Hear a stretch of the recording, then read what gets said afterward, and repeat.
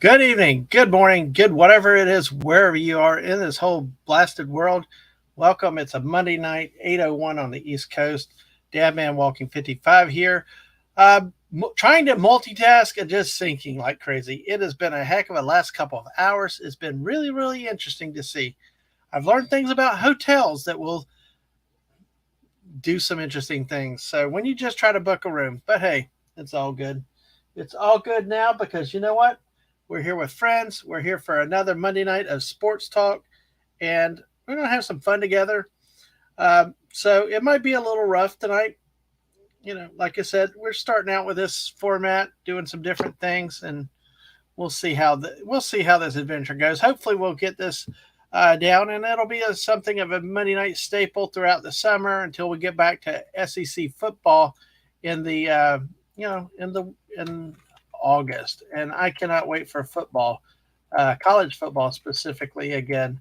So anyway, but that is what is up. I am multitasking and didn't lose the channel, so that's a good thing tonight.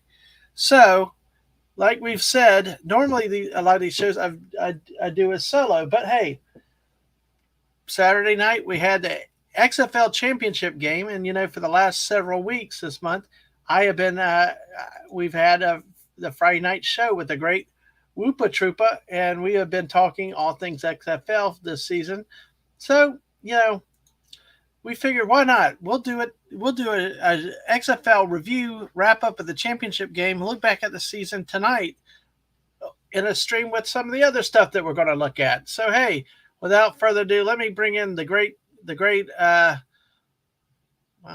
I think he changed his avatar tonight. But hey, the great Pokemon master himself, Whoopa Troopa. Hello. What did Kirby swallow a Whoopa?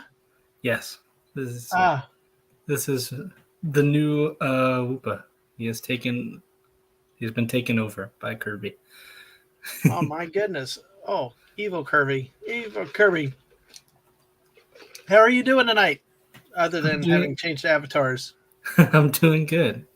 Good. Happy to be here. My work internet went out, which is funny because I work for the internet company.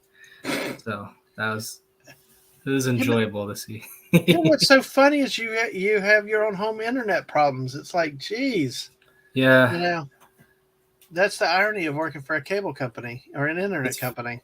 It is very fun. It's good, my friend. Well, glad you're here with us tonight. It's going to be fun. We're going to look back at the XFL and fondly. And I will say, the last few weeks, it was some pretty good football, and we'll talk about how the season ended. It's really a season full of surprises, but we will get to that after we look at some other stuff first. How's that sound? Yeah, let's get to it. All right. Well, first of all, let's do what everybody else does and what we like to do here, which is my favorite part of this show, is talk to the great and glorious chat. And hey, let's say hello to the first time I've seen him. I've seen him on another channel, but thank you for coming here. A new sub, Mikey Susie. Is it Mikey Susie 4? Welcome. Glad to see you today. Hey, Mikey. Yep. And Sports Fanatic. All right. Hey, well, let's look at this, Whoopa. Here you go. This runs the gamut. Soccer, rugby, American football, NFL, NBA, XFL, IFL. Ooh, Indoor Football League. Hey, we've got a team from the NAL, the National Arena League, which brought back the nets. I may go to a game this year. I like the nets. I'm not a fan of the indoor game without the nets, but MLB, NHL, and other sports. Well, welcome. Glad to have you here. I know Whoopa and I are always on the lookout for people that like sports, don't we, Whoopa? Yes. Love some sports. It's a rarity for us to find people that even in the circles we run that know sports or casually follow sports, but we're like diehards. So hey, in the CFL, I live in Canada, Toronto. Okay, all righty. Fan of the Argonauts, then. Oh God, look at this story. His wife said, diehard New Jersey Devils fan. We were so pleased to get them 4-1. Oh, hey, there you go. Well, when we get to that, I'll tell you about my New Jersey story. Okay, I've told it before, but I'll repeat it for you that you're new here. The WNBA, well, good. I'm not one real for the WNBA. I really don't do a lot of pro sports other than NFL. I'm more of a college guy, so hey, But yeah, welcome in, welcome. Good to see you too today, and the great Snortopoopas Cooper, hello humans and other critters. It's such an honor to get to say that. I love his greeting everywhere, and it's such an honor to get to say that. And welcome, sir. You cuddle up in that corner, relax, and hey, let us help you have a good end of the day for you. So we appreciate you being here too. Let's see. Just making sure I don't miss stuff and skip. Yeah, a lot of conversation between Snortopoopas and Mikey. Um, Although I will say, almost all sports except golf, brother-in-law, a few cousins, and more a mini golf player I was in my youth. Yeah, golf. I don't. Ooh, mini golf. Yeah, mini golf is cool. You play it, but I'm not one to sit there. I had brother-in-laws that watch golf on TV or go to the golf tournaments, and I'm like, I got better things to do. My friend his dad designs golf courses. So he's a big golf fan. I have to pretend to care because I don't want to be mean. Yes, I understand that balance that you have to follow. And Smart Poopa says, if I fall asleep, just have a crane lift me and take me to bed. All right. And Mikey's got your back. You got the crane lifter. And let's say hello to the great Brian Hepburn. Hey, Brian, welcome. Welcome. Good to see you tonight. And there's this guy, Whoopa Troopa. Looks a little different. Yeah, I know. Looks somewhat different. So, all righty. So, and I tell you, and here, the brains of the operation, the great, glorious, beautiful, can't do it without her, Mrs. Dadman Walking 55. So, exactly. Hey, wonderful. Love to have you in here, sweet. Hotels. Well, that would be some bad telling if the host did that. It'd get you in trouble, but that would be bad. So, oh gosh, I'd look down the rest of the chat. Lots of hellos. Oh, Brian's saying cold Kirby. Hey, and hell to you, Steve Mitchum. Hey, thank you for coming through and leaving a like you always do. We appreciate it. And like he said, smash that like button. If you're new here, we'd love to have you subscribe. We're 6 away from 250. We'd love to get 250 this week before we have to take a little break for some rest and R&R and recharging. So, tell your friends and neighbors, tell your friends, neighbors, dogs, cats, and even like Snortopoopa said, the drunks out there, bring them in, get them subbed up, and before YouTube takes them away again. But yes, thank you. So it's interesting to see you all here tonight. Yeah, exactly. And I should have picked the other team in this game, and we're going to talk about that. So, all right. And then Mikey's saying NAU Wranglers, and of course, the Arizona Rattlers. I like Snortopoopas. The Interstellar Zero Gravity Football League. That would be kind of cool.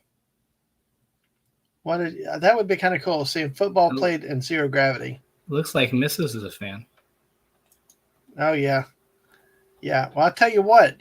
You want to watch somebody get in that game? Mrs. You should have seen her earlier this year with 3 minutes to go in a New Jersey game.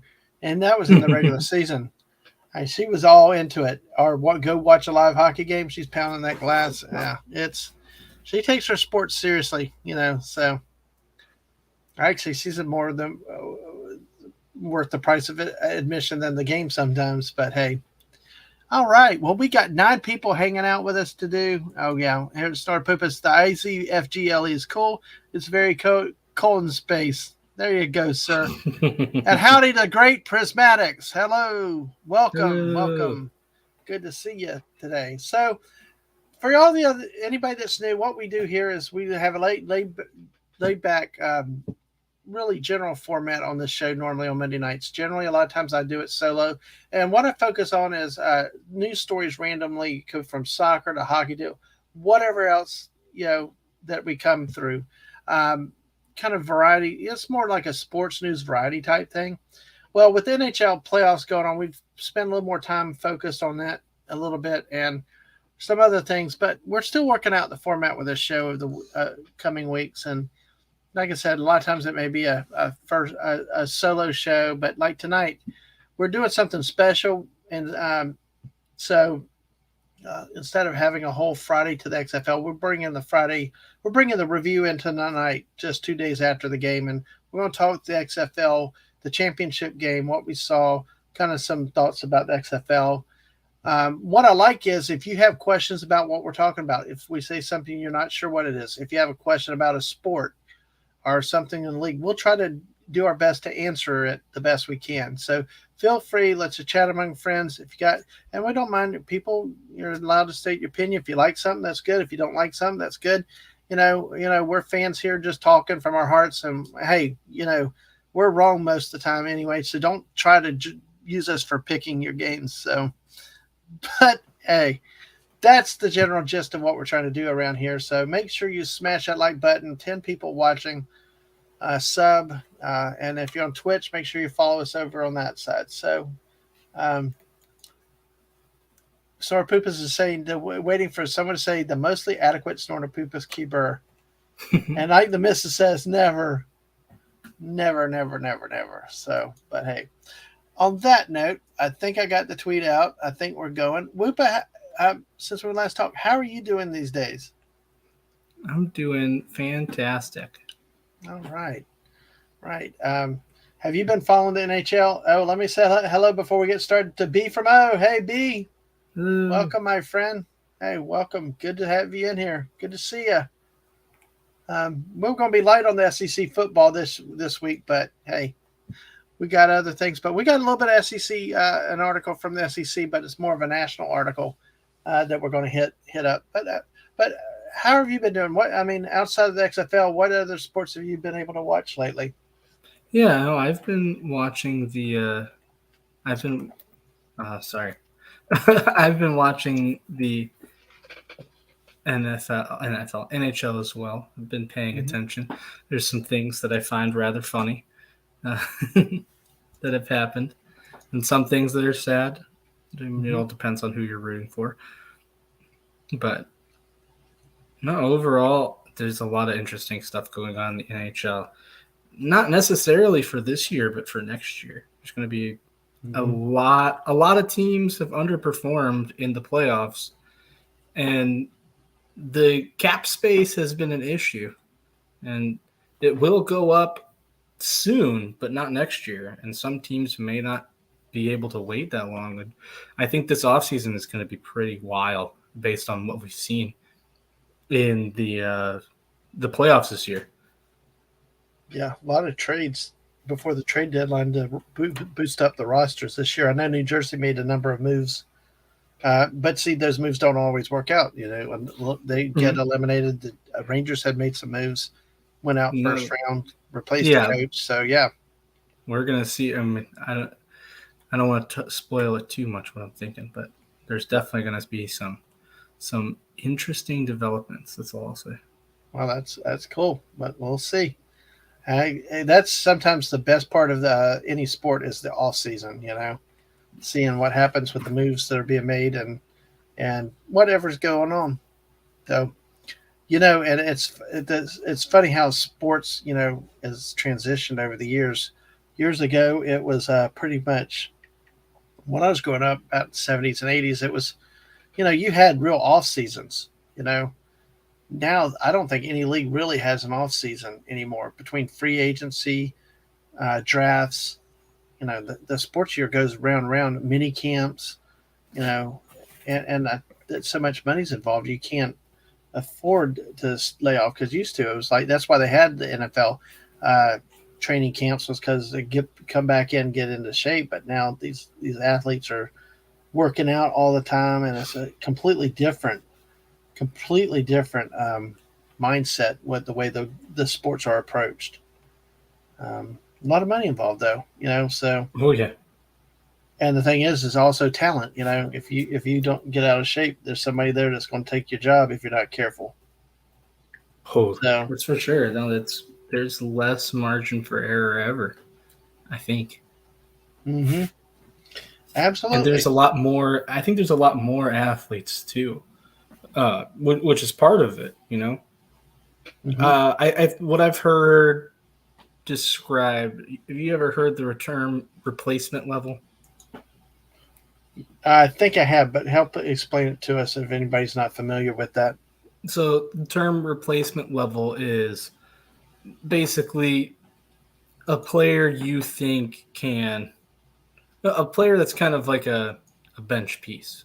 Maybe Mm-hmm. maybe like a uh I guess in baseball you'd be talking like the 20, the like the 13th batter or 13th pitcher on your team. The guy who he made the team, but he's not great. He's not going to play a ton. Basketball, you're kind of talking, not the sixth man, maybe more like the ninth or 10th man.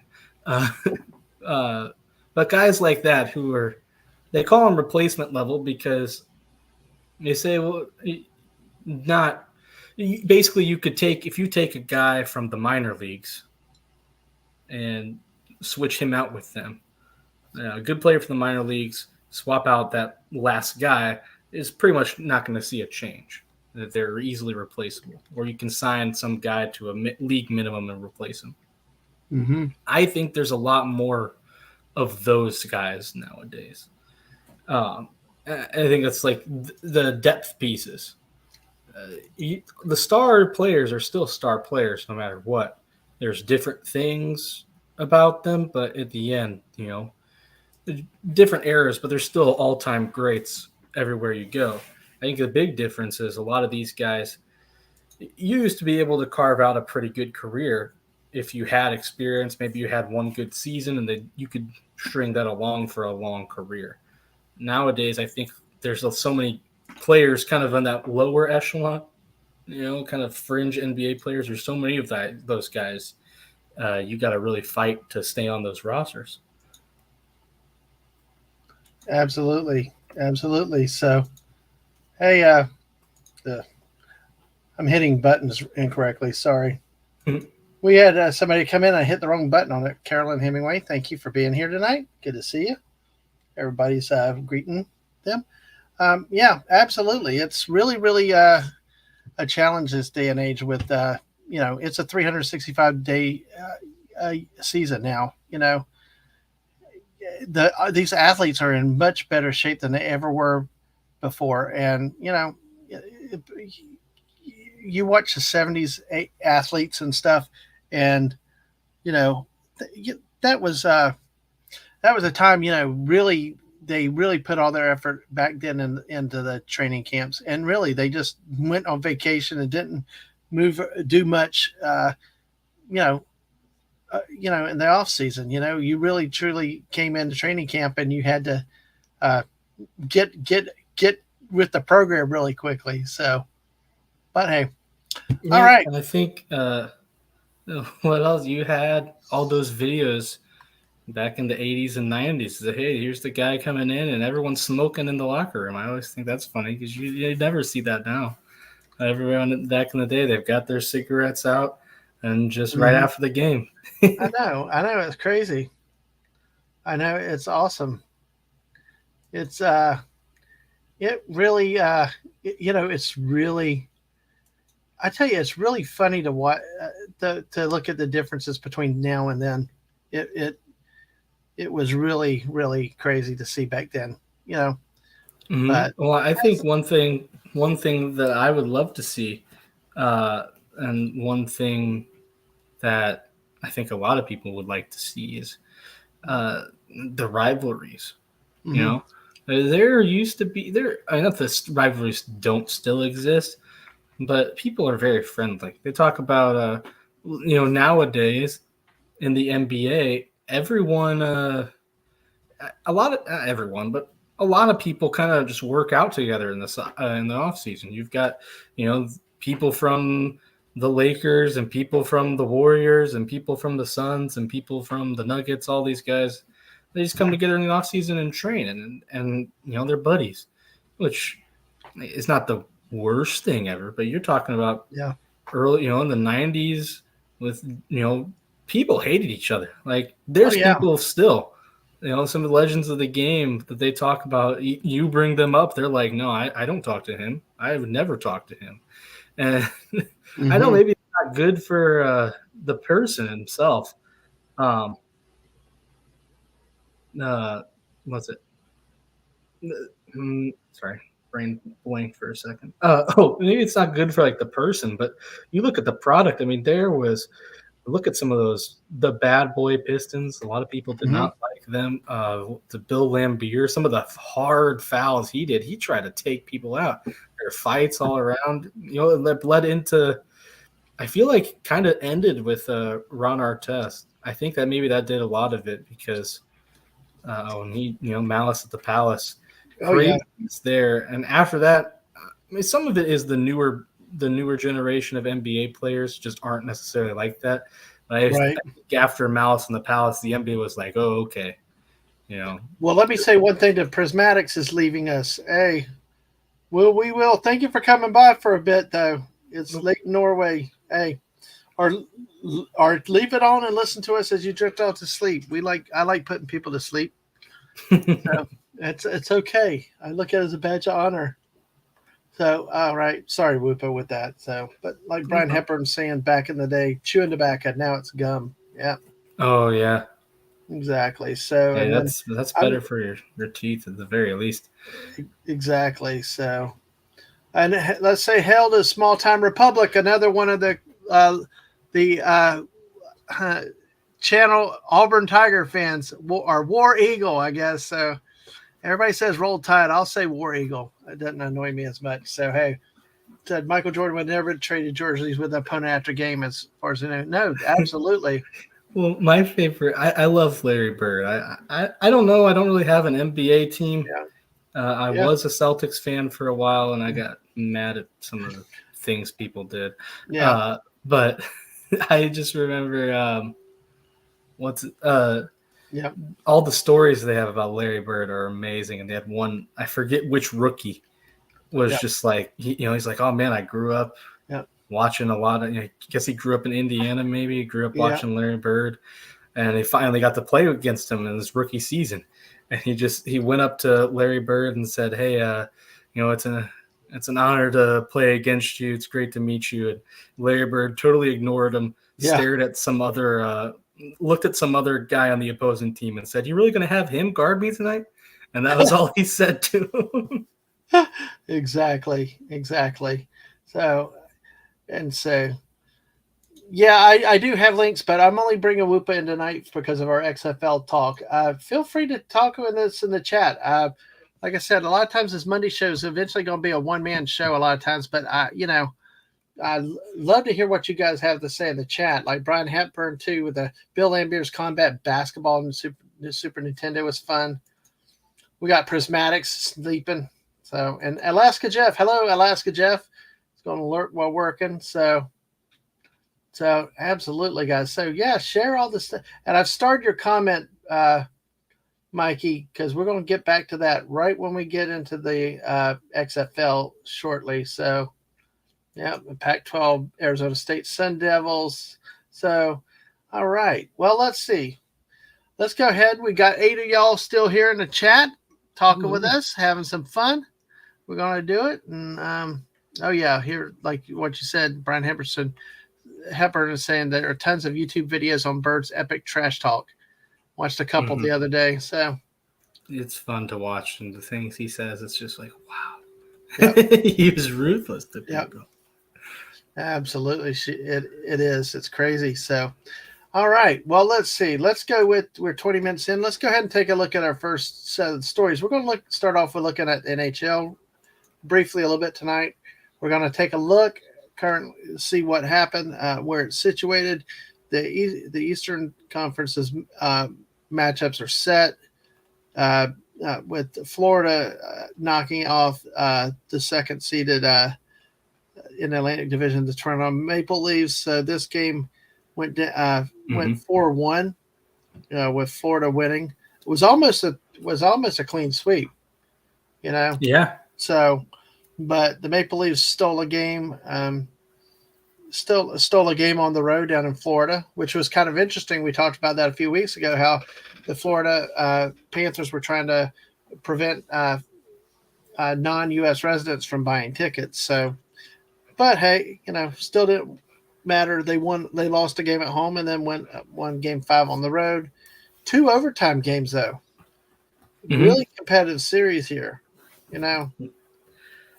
No, it was very close. I mean, look, 4 of those games were 1-goal games, and it was interesting. There's some there were some weird calls. NHL playoff refereeing can be interesting because they talk about in the playoffs. You kind of tell them to hold their whistles. Yeah. Don't call as many penalties. But there's some things that are very they're not heavy on penalty suspensions as well, and it can get a little interesting. Mm-hmm. Because, Yeah. but yeah. And good night to Snortopoopas. Good night, sir. Good night. Have a good rest. Good nighttime hibernation. Get the crane out. Yes, get the crane out. There you go. So, Mikey's saying in Toronto, the Leaf fans are once again in denial. I know there were a lot of people that wanted Toronto to lose that series badly too. So I wanted them to lose in the first round. After the second round, the memes were already over. there's your crane. Yeah, it's the Leafs are an interesting team. So they did get some game 4. This was the interesting thing that I don't know, and someone pointed out, and it's weird. There was a bunch of fights at the end of that. Yeah. Like it was a big brawl, and a bunch of people got penalties. But it was at the game. It was over, and Florida had like a game misconduct, which usually kicks you off for the entire game. But the game, it was after the third period, and they're saying like, well, they can do that, and they just don't get any punishment because no one gets suspended. The penalties don't matter. And I'm not saying everyone should get suspended or anything, but it was like, how can one team, fight another team after the whistle and instigate, but because the game's over, nothing really happens. It's just kind of weird. Absolutely. And hello to Castle. Hey, lurking. We got plenty of lurkers tonight. Hey, thanks for being here and listening. We appreciate it. So there was also another matchup. I think that Edmonton Vegas game had like at the end of it where somebody went after another player. The Edmonton guy went after a Vegas guy like really late. That caused a lot of... There was a few that Vegas Edmonton series. That game 4 was ruthless because there was a guy going after. I think there was a guy who shoved someone's kept hidden someone's face. Edmonton guy kept hitting a Vegas player's face right against the board, just kept hitting them, and then the Vegas player slashed at Leon Draisaitl's wrists way after the whistle. It's like, dang, this is brutal. They're trying to really hurt people here. Well, and I had heard some of the commentators talking about the officials don't lock down on it early, then you lose control and you can't reestablish the control. And that's true. I've seen that in basketball. I've seen that in basketball games I've officiated is, there comes a point it's like, no, you got to clamp down and you got to clamp down hard because when it starts to get out of hand, it goes down quickly. And that was just doing the kids game. So. No, it definitely gets out of hand, especially in hockey where it's physical. But it's all, I mean, there's 2 parts of it in play. One, like I said, with the playoff, players kind of know, hey, they swallow the whistles. So you can try, you're maybe incentivized to try and get away with a little bit more. But also there's players, this is what players in all sports pick up on. And why it's so important, not necessarily calling the rules, but calling things consistently, is players in that, whether you're talking NHL, NFL, NBA, all that stuff, they kind of feel out, in MLB with pitching, they all try to feel out what the zone, what your back boundaries are. Look, even kids basketball, like that's where I've officiated, they just want consistency. And the hardest thing is I got one set of calls, another official's letting everything go. And it's like, and some of the kids are left with like, one of them actually asked me one day, well, what is this? Why didn't they call that? And they're exasperated because, they're trying to do their best and figure out what's going on. And then, they don't seem that they can get it right. Now, as adults happens, people get dirtier. So, hey. And that's the thing. Like you've got the players who they'll maybe push a hit, try to hit a little bit late. And if they don't get called for it, they know, hey, that's the boundary. They talk about with MLB pitching, it's easy for us to see the strike zone, right, on the TV because we got the box there. But the players don't have that and the ump doesn't have that. So a lot of it is, you throw a ball down in the zone and they call it a ball, okay, well, the ump isn't going to give me, that bottom edge. So I got to make sure if I'm missing, make sure you don't, not to throw there for a strike because you're going to get a ball. Or if you go a little inside and the ump calls it a strike, hey, I've got that part. Like I can maybe throw a little closer to the batter and not have to worry about it. So, but yeah, I'm on a tangent. Mm-hmm. Yep, absolutely. So, but that's basically it. I thought that was going to end up, and that's pretty good. Panthers being the lowly guys and knocked out the Boston Bruins to screwing up their record-breaking season, and now moving on to the conference finals to play against the Carolina Hurricanes. I'm going to highlight this comment here because Mikey's, Mikey said, I told my wife Suzanne that Carolina owned New Jersey all year, so the final playoffs weren't a surprise to me. Mikey, I'll do you one better. Over the years, friggin' Carolina, I do not know what it is, has had New Jersey's number. Every time that they had to play Carolina, I basically I did not watch as much of this series because I had other time commitments. But I was like, yeah, and I'm not surprised. 4-1 here. And I'll tell you, because you look at these scores, this is not a New Jersey type of team. I've always said low scoring. Look, they lose. Hurricanes win 5-1, 6-1. Devils score 8 games. Hurricanes 6, 3-2. The Devils have historically been a team that should score fewer goals, play and win on defense. Mark D with the C and I have a vehement disagreement and argument.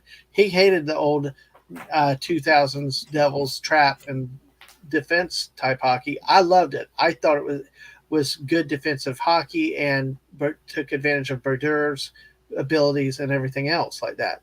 So but in this age of making everything high scoring, this is like if you had 8 goals in a soccer match. It's like it just was.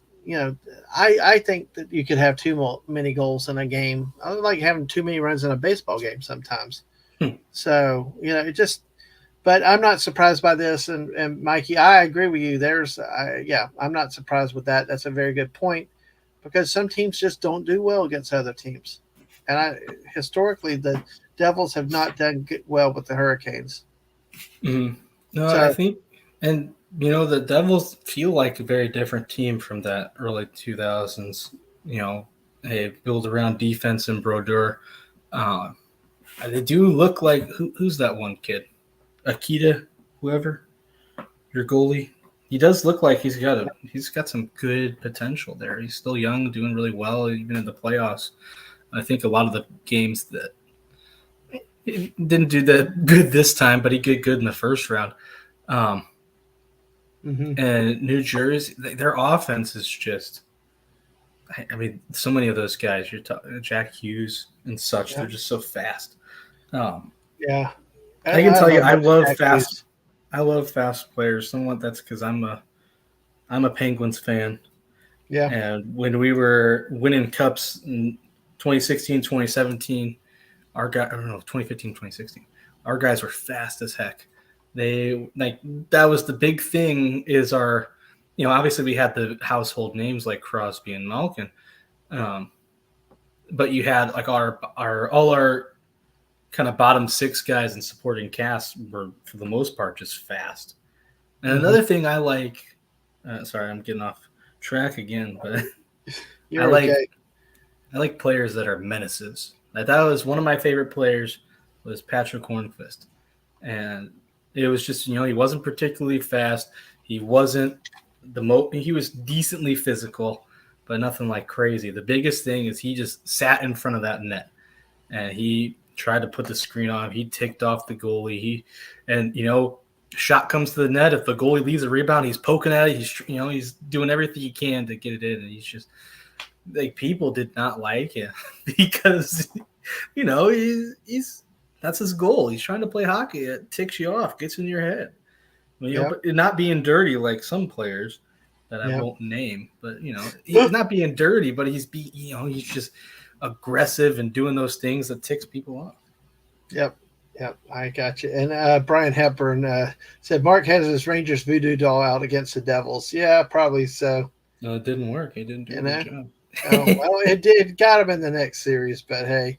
And Mikey says that New Jersey's defense worked against most of the other clubs, but the Hurricanes had something to counteract their style. Yeah, usually that's what happens. I just to see the Devils go up 5, 6, and 6, 8.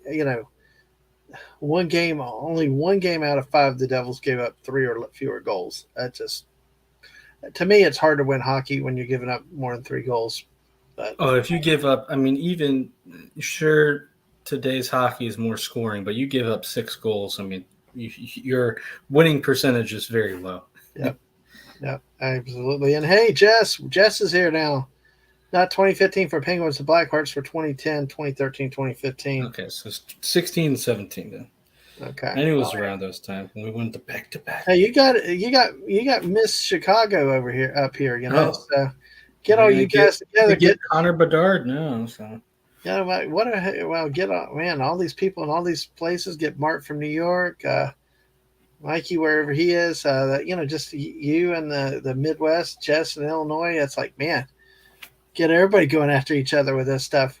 Get some good rivalries going. But that's basically a rivalry right now. We suck. Yeah, I know. Well, it's kind of like New Jersey had been forever. So this was a fun year. I got back in hockey this year. New Jersey finally did something a little bit. At least they made the playoffs, and we're entertaining this year. So got to be happy. And like he says, the shootouts in the NHL don't always favor the home team over the years. Yep. All right, so we got 2 more. The West is actually Game 7's tonight between Dallas Stars and Seattle Kraken. Oh yeah. I know that game should be on right now. Yeah, the Blues fans around here, they want the Kraken to win, because if the Kraken win, they get a higher draft pick. It's not a geographical thing. Yeah, no. So the Blues kind of did a minor rebuild this year, so they traded a lot of players away. I guess one to the Stars. I don't remember that trade, but so if the Kraken beat Dallas, they get a higher pick. So everyone that I know that's a Blues fan is like, go Seattle. Yeah. All right. Well, hey, you got to do what's in your team's interest. So I look at these 5-4, 4-2, 7-2, 6-3, 5-2, 6-3, almost like baseball scores. But yeah, it's crazy too, because the Stars are like one of the few teams that really are a lesser scoring team. Yeah, wow. They do not. They were built. Their young goalie is awesome, Jake Ottinger, and they're built with like a lot of physical forwards and such. So, yeah, our friend Daisy Blossom, is going to be interested in the next round. Oh yeah. So, we'll see what happens. They should be starting underway. I don't have the TV on, but I'll turn it on in a second. But hey, that's 3 of the 4, and then we get to the Vegas Knights knocking out the Edmonton Oilers. So our friend Daisy Blossom is very happy with that news. Vegas wins the series 4-2, and just really look at that. It's pretty consistent. 4 or 5 goals won every matchup in that series. It's just amazing. First one to 5 points. There you go. Yep, absolutely. So then Vegas will take on the winner of tonight's game, and Vegas is the 1 seed, should have the home field advantage. So that's where we are with the NHL for now, folks. That's where we are for the NHL. Yeah, it's going to be interesting. Go ahead. Sorry. Oh, it's going to be interesting because I think there's the teams that I think are really going to shake things up. I think the Devils are in a good spot because, they're still a young team. They've got a lot of cap space. They got a lot of young guys. They should be back. But you look at teams like the Maple Leafs, they don't have a lot of cap space, and they've got a lot of star players who are about to be free agents next year. And you've got the Rangers. Look, they added all those guys at the deadline. Well, they're not coming back next year. Mm-mm. And now they don't have the picks or the young players they traded. Or if they do bring those guys back, they're going to have to free up a lot of cap space to make that happen. Well, it's just there's going to be a lot of activity for especially those two teams. Yeah. Edmonton, I don't know what to do with Edmonton. They've got their two top guys, and they can't manage to find anyone else to complement them, it seems. So, and they haven't been able to do that for so many years. I wonder how much is really finance, how much that they can afford to pay, and how much is. I mean, people may not want to live in Edmonton. Maybe I don't think that's it. Just because you got to remember, a lot of these hockey players are Canadian, so to them, they're like, "Oh yeah, sure." To us, we might not think it's a good idea, but there's people that sign up to play in Winnipeg for crying out loud. So, well, I guess that's true. But it's just I don't know what to.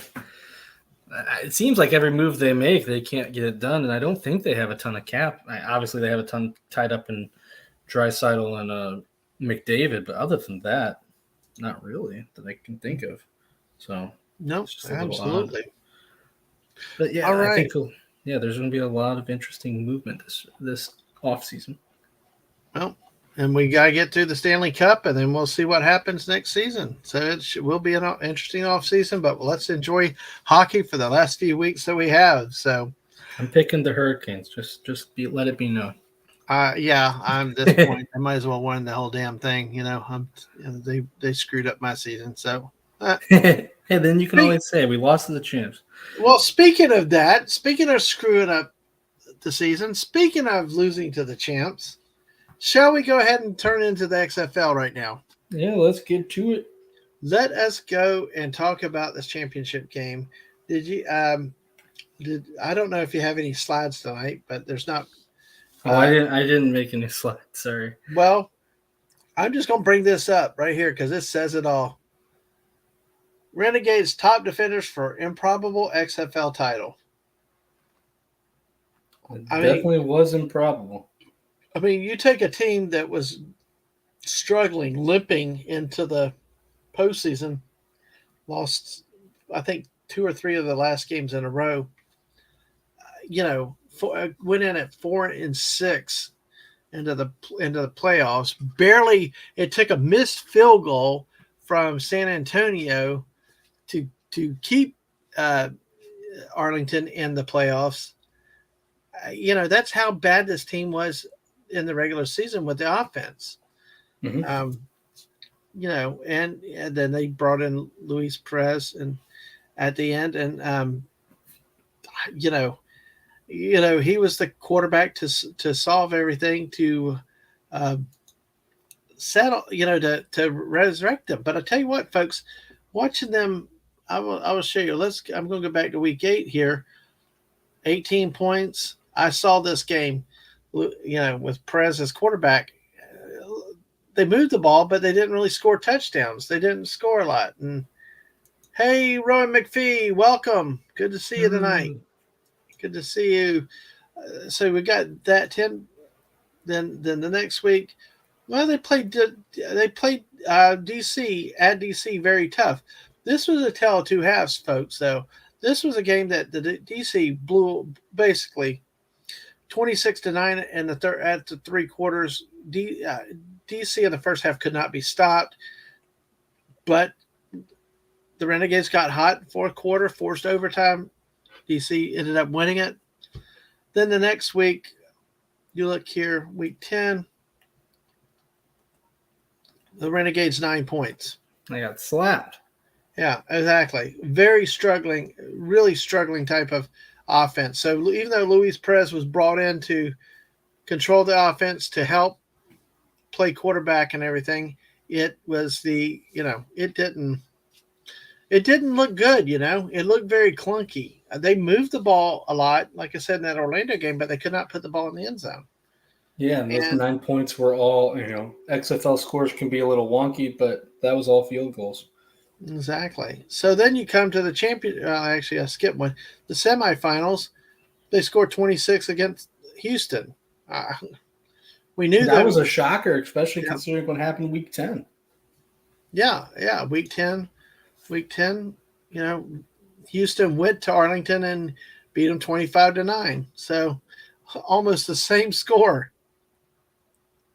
So, but yeah, just the roles reversed. So, and then in the championship, but see, let's look at the box score for that week though, because it all hinges on the quarterback. It really did with Luis Perez's performance because he finally in the playoffs hit this what they needed: 19 of 27, 289 yards, 3 touchdowns, and they ran as a team for 137 yards. That's a good, outstanding offensive performance on the ground and in the air. Which did not happen for a lot of teams this year. A lot of teams this year were either really good running or really good passing. You didn't see that many balanced games or games where teams ran and threw the ball very well. Which then takes us to we go there, then we take it to the championship game. We'll look at the stats here against you know, and this was an interesting game too because it was the opposite of what happened in DC in that Arlington was the team to jump out first and run away. This game was not a 20-6 close at halftime. This was a lot. This was a lot worse than that. So it just was interesting to watch because I was able to watch it live. So it's funny how games change. And so DC was in the position of chasing the whole game, which does not help. When you're in this type of game matchup, you can't. Um, so, oh man, oh gosh, here my text already has their Dallas Cowboys usually and the Washington Commanders. Now you got Arlington Renegades defeating the DC Defenders. Yep, kind of ironic there. Oh man, and so it's really really was interesting to see. Tamu's numbers were not that bad per se, but until you look at the 3 picks, Yeah. And this is the first game that I can remember that he had that he turned the ball over that much. No, it's interesting. He was he was so safe with the ball to the point that in the regular season, he had, I believe, I want to say 3 interceptions the entire season, which still not worth offensive player of the year. It should have been McCarron, but Yeah, yep.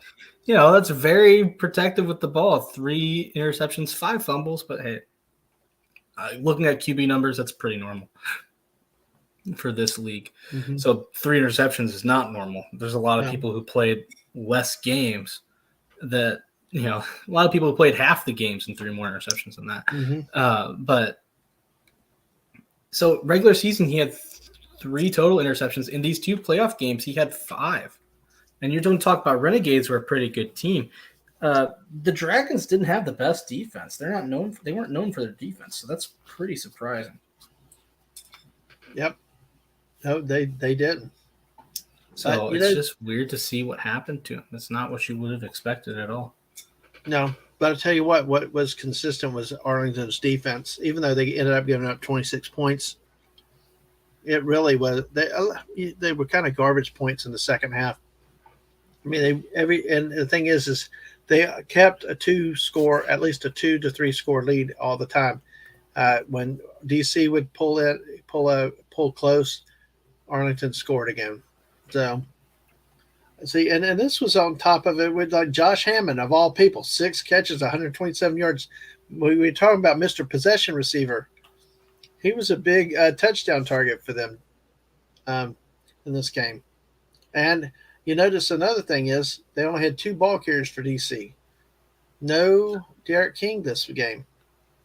Yeah, that was interesting because Arlington pulled out Kelly Bryant, who was basically their Derek King, and he actually didn't do very good. But so maybe that backfired for him. But I was surprised because, I mean, hey, Abram Smith did a dang good job, but Yeah. It was surprising, I guess, maybe because they were playing from behind so much. Yep. Yeah, they really were, because it started early, first possession of the game, and just went downhill for DC at that point. Mm-hmm. But yep. I think this shows. I mean, Luis Perez, he was great last week, and he was great this week. Because you look at the rest of the team for Arlington, at least offensive wise, not much really changed. You know, the rushing attack, sure, they had 111 yards, but it was well under 4 yards a carry. They didn't even have a single running back who had 4 yards a carry. It was Right. all that passing game that looked totally different. And Luis Perez, 200, 3 touchdowns. And I think one thing that stood out to me, uh, was the kind of the ad lib plays, and that being like what got Luis Perez in trouble because he had a lot of turnovers going into this game. I think 8 games he had 7 interceptions and 2 fumbles. So that was a big deal. But when he had to make those off-script plays, he had a couple shovel passes, a few scrambles that it all worked for him. And some of that is luck, some of that is skill. But that big thing that hurt Luis Perez in the past was he'd do those plays and it ends up in a costly interception. Mm-hmm. This time he did those plays and it ended up in completions and first downs. Meanwhile, Teamu had a couple rough passes, but mostly it was just, hey, here he comes. He's trying to get out of the pocket in a play that normally you'd see him escape, Yeah. That's what made him such a good running quarterback. Arlington was stopping him right before the line, grabbing his ankles or just doing a good job of collapsing the pocket enough that he couldn't escape, really. And that was kind of the difference there, I think. Perez could get it off script and got some success. Teamo really did not. Well, like Mikey says, poor DC defenders. They had such a strong team makeup. Arlington came and brought the upset. Mm-hmm. They some of the sideline reporting was talking about during the game that that the DC side was kind of squabbling. They were having issues and conversations on the other side. So that was interesting. The team that only lost one game all year in its biggest stage of the game. I think unlike the Orlando game where they lost by one, this one they were getting their ass kicked. Mm-hmm. I mean, they were getting stomped. And usually the big bullies, the big teams, when they get thrown down like that, the question is, can they deal with the adversity? So hey, Stunning and Brave, welcome. Hello. Hey, keep going on those chores. Good luck with those, Mikey. Yep, 3 turnovers were killers. Absolutely. So anyway, well, hey, let's see. Brian Hepburn made a point, and I want to go back to the screen real quick. Let's see if it's here. So we're here. And Brian was saying here, Arlington did a good job of getting stops on DC's extra point attempts, which they did if you look at it. In the second quarter, 2-point run conversion failed. Third quarter, 2-point pass failed. They did get a 2-point conversion there in the third quarter, and then another failed. 3 of the 4 conversions failed. So 8 points held them off. I sort of wonder sometimes why not go for 1 point.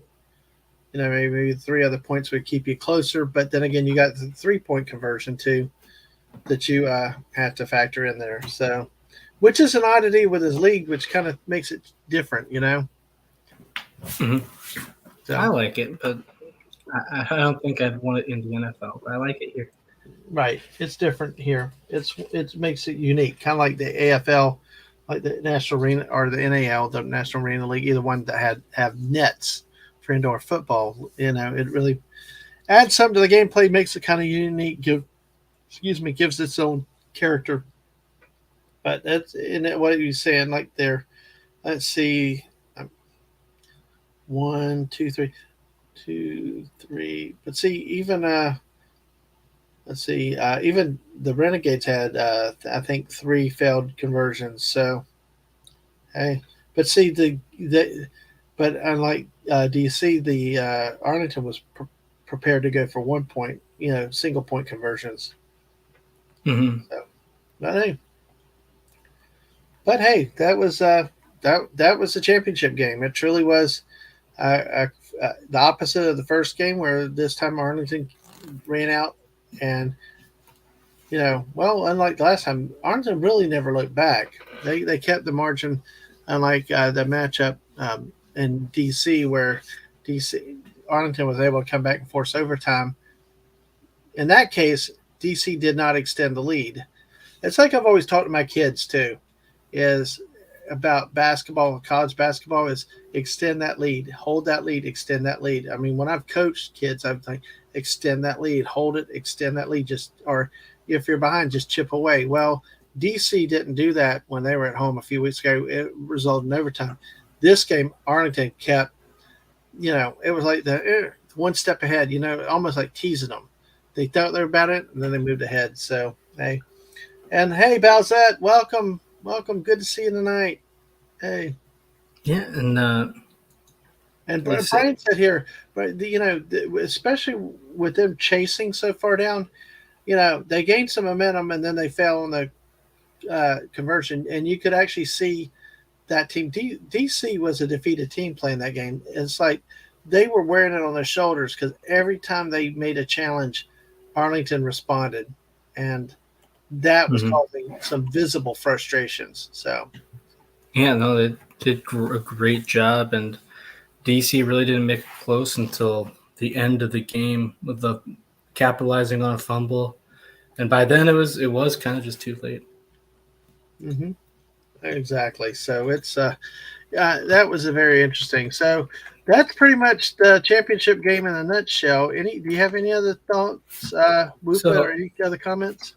I have a question for you Okay. because I've been thinking about this myself. There was the controversy going into the playoffs. You had a 4-6 team making the playoffs while the 7-3 Battlehawks didn't get to go, and now that 4-6 team is the champion. hmm So I guess I'm wondering, what do you think about that? Do you think that's good? Do you think that's bad? Does it make you, has that changed your perspective on what you thought before at all? I don't think so, and I'll tell you from this. I'll tell you. Um, let's see. I'll tell you why. Because there's divisional alignments, and you've got to keep them in their own natural uh, setup. Because otherwise, you're going to do away the divisions. It's like some of the things in the NFL. They talk about about rewarding a team for winning their division. I mean, like this last year, the NFC South was so bad, then the AFC South was so bad, and you could have justified another team in another division have getting in above those teams. So you're not really rewarding them for anything. The I tend to think of it's the way it should be, because if you're going to do a divisional format, you've got to go those two teams in both sides, because otherwise you could end up with not much to play for in one division. If people get eliminated too early. What I would like to see is in a team like this, in a league like this, where you only have 8 teams, in order to avoid this type of situation, I think what you should do is have just one division, kind of like what they do for college basketball conferences, where you put them all in one pile and let it sort out. Um, and then you can take the 4 teams with the best record and you play with them. Because otherwise, why are you having divisional alignments if you're not going to take them even out? Now, when you only have 2 divisions, is what I'm saying though. Like the NFL, you got two conferences, with 4 divisions in each conference, so you have a lot of spread already. There you can see variability, but if you're trying to just take the 4 best teams, then don't even have divisions if you're only going to have 2, if you know what I mean. Yeah, I got you. And I don't know what to think all the time. Because on one hand, I mean, it certainly makes you think. A lot of people are saying, hey, the Renegades don't belong here. And well, they won. So I think you can say they belong. Mm-hmm. So it makes me feel better in that regard. At the same time, I know maybe this is silly, maybe this is foolish, but I can't get past the fact that, I watched the Renegades play. I watched the Renegades come to the Dome and play the Battlehawks, and we kicked their butt. So part of me is always like, Yeah. hey, Battlehawks could have beat this team. We didn't get a chance. Yeah. But No, I know maybe that's silly. That's just the nagging thing of like, come on, I bet, in my opinion, if we scheduled a game this weekend versus us versus the Renegades, I think I'd bet on the Battlehawks. And that's why. I don't know. It's all hypothetical. That's just a feeling I can't kick. No, I tell you honestly, if I was in your situation, I would be feeling like you do. I really, really would, because it does suck. You got a 7-3 team, a team that have all these good players, and then it's like, just the problem is the way the league's designed. If you wanted, to me, you go one division and take the 4 best. That would make more sense than trying to create divisions. But if you want to still match them up geographically with your week matchups, that's one thing. But if you're going to do that, you've always got to be prepared to have the haves and have-nots. So, but I got you. I got you. It sucks though. There's no easy way to. There's no way to sugarcoat it or to accept it. If you're a a fan of a team like that, you do feel like you get robbed. You feel like you you played for nothing in the end. So absolutely. So, all right. Did you have anything else for the XFL? Any other comments about the season? And like Brian says, it's consistent with other leagues with division play, so no problem for him. So I'm kind of like in that thing. Yeah, practically this is where I'm at too, but I do understand the frustration, But, yeah, it makes sense. It is just, and like I said, it's what is it now? They won. Hard for me to say, oh, they didn't deserve it. Just also feels like, hey, my team deserved it. And it's crazy to think that the team that won only even made it in because the best kicker in the league missed a field goal for the first time in 9 weeks. Since his first kick of the season. Yeah. Oh man. So let me see. If you have nothing else, I want to talk about this article real quick, but let me take. Yep, I'm done. Let's see. Mikey says, honest opinion, how long has the NFL been in parity? For me, I go back to the mid 1990s. Are you saying how much it's been a lot more even? I believe that's where he's going with the question. How much is it been? But I tell you, I mean, I don't know. I think it's been top heavy in some ways when you had the runs of the Patriots, Oh yeah, no, there's a long time where that's what I was gonna say. I feel like you could argue it's still not very doesn't have a ton of parity now. Just moved to a different team, but you had the Patriots were the team for so long. I think at very least you go back to 2008. That's when things but even then, I guess that's when the Patriots stopped going just every other year, but they still had. And when they did go, they still went deep into the playoffs. I mean, they were like, because, let's see, since let's see, we had the Chiefs win. You know, the Chiefs have been in there for 3 of the last 4. You got LA a couple times. You got the Eagles at times. I mean, There's I'm seeing a lot Patriots of. are in it so much, and now it's like the Chiefs. The Chiefs have been in 4 of the last 5. Mm-hmm. I don't know. It's hard to say. I feel like the last time there was a really good season where you kind of weren't sure what was going to happen was I'm going to go back to say 2016. That was the best. That was the year of Cam Newton, where he won MVP. Big Cam Newton fan. I guess 2021 was kind of interesting, but that was again, hey, the Chiefs versus Tom Brady. That's not Yep. exactly new. Yeah. It's so hard for me to think of. Because I don't know. I mean, it feels like if you told me predict who's going to be in the Super Bowl next year, I'm going to tell you pick one of either Kansas City or Cincinnati, and then pick the Eagles. Pretty much like that. I mean, I could be wrong, but the Eagles have been a pretty good team and didn't lose anyone. The Chiefs, 4 of the last 5 Super Bowls they've been in it, won it twice. No, 3 of the last 4 Super Bowls they were in it, and won it twice. Before that, you had the Patriots. The Patriots went to 3 straight Super Bowls, 5 in 4 years, and they keep going back. I mean, it's just. Yeah, I think it's too early to call Kansas City the modern Pats. I mean, I mean, if you look at how long the Patriots went on a run over the course of, God, let's see, quite a long time. From the last Super Bowl was 2019. 2019, and before that, the first one was 2022, where they cheated. They shouldn't have won. Goes all the way back. Should be St. Louis Rams 2-time champions. That's all I'm saying. Are you talking about 2002? You mean? Yeah. Yeah, that's almost 20 years. Yeah.